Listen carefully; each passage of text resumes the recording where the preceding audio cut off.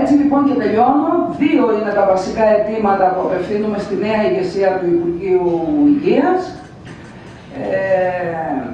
Το πρώτο είναι ότι είναι η θεσμική αναγνώριση ως κοινωνικού εταίρου στο σχεδιασμό, επανασχεδιασμό, υλοποίηση και έλεγχο των υπηρεσιών υγείας στη χώρα μας, με όρους και προϋποθέσεις που θα κάνουν τη συμμετοχή αυτή ισότιμη, ουσιαστική και παραγωγική. Η συμμετοχή αυτή στα κέντρα λήψης των αποφάσεων πρέπει να γίνεται και σε κεντρικό και σε περιφερειακό επίπεδο. Το δεύτερο που ζητάμε έτσι πολύ βασικό είναι για τη λειτουργική και ουσιαστική στήριξη της Ομοσπονδίας και κάθε τοπικού συλλόγου με βάση την αξιολόγηση δράσης τους στην παροχή κοινωνικής φροντίδας. Πρέπει να υπάρξει στελέχωσή τους από Διεπιστημονική Επιτροπή, ομάδα προσωπικού, διοικητικό υπάλληλο, ψυχολόγο, κοινωνικό λειτουργό. Πρέπει να στηρίζονται η Ομοσπονδία και οι σύλλογοι οικονομικά από το Υπουργείο για την υλοποίηση προγραμμάτων ψυχοεκπαίδευσης, ενημέρωσης της κοινότητας και ευαισθητοποίηση ενάντια στο στίγμα με τη συνεργασία του ΕΠΣΗ. Αυτά είναι τα δύο πολύ έτσι χοντρά προβλήματα, αιτήματα που έχουμε θέσει ήδη και στη νέα ηγεσία.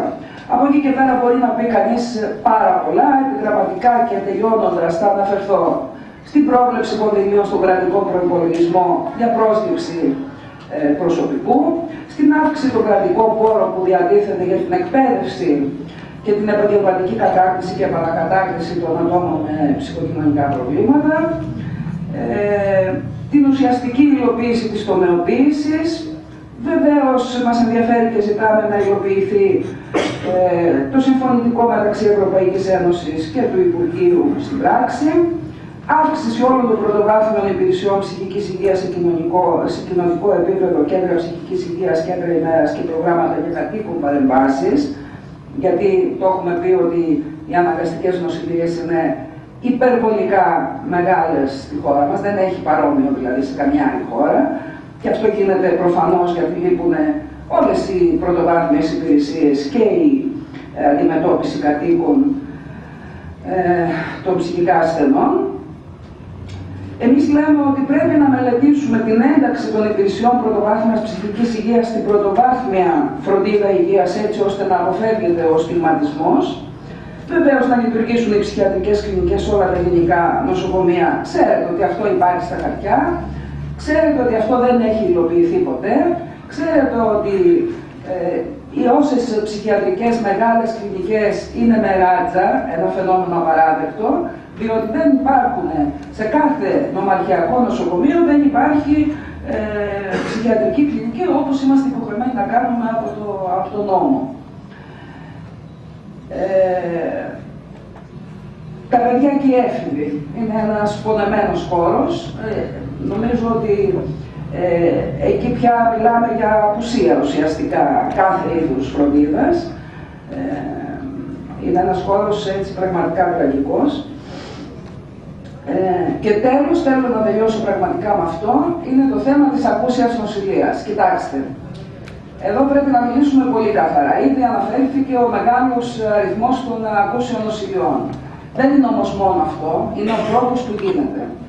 Αυτό που γίνεται στην Ελλάδα, το να γίνονται οι ακούσιες νοσηλείες με την αστυνομία και με χειροπέδες, είναι κάτι που όχι μόνο παραβιάζει βεβαίως τα ατομικά δικαιώματα των ανθρώπων, αλλά ουσιαστικά καταβεί κάθε έννοια πολιτισμού σε αυτή τη χώρα. Έτσι, είναι κριτήριο πολιτισμού και δημοκρατίας αυτό το πράγμα. Εμείς λοιπόν προτείνουμε βεβαίως να πάρθουν όλα εκείνα τα μέτρα που θα μειώσουν δραματικά τον αριθμό των ακούσεων νοσηλειών και όταν κρίνεται απαραίτητο να γίνουν, τον πρώτο ρόλο πρέπει να τον έχουν οι υγειονομικές υπηρεσίες στο ΕΚΑΒ και κατά δεύτερο λόγο διακριτικά έτσι και υποστηρικτικά, αν χρειάζεται και όταν χρειάζεται, η παρουσία της αστυνομίας. Αυτό που γίνεται, ξαναλέω και κλείνω με αυτό, είναι απαράδεκτο και μιλάει για μια χώρα, τι τυπτοκομισμική να πω, τι απολύτιστη να πω, τι είναι έλλειμμα δημοκρατίας και πολιτισμού. Αυτό νομίζω τα λέει όλα. Δεν θέλω να σας κουράσω περισσότερο. Αυτά από τη μεριά έτσι του κινήματος των οικογενειών. Πάντως το κίνημα αυτό υπάρχει, είναι ζωντανό, δρά, λειτουργεί, αναπτύσσεται και θα είναι πάρα πολύ ενοχλητικό στο Υπουργείο Υγείας, που είναι το αρμόδιο Υπουργείο για μας.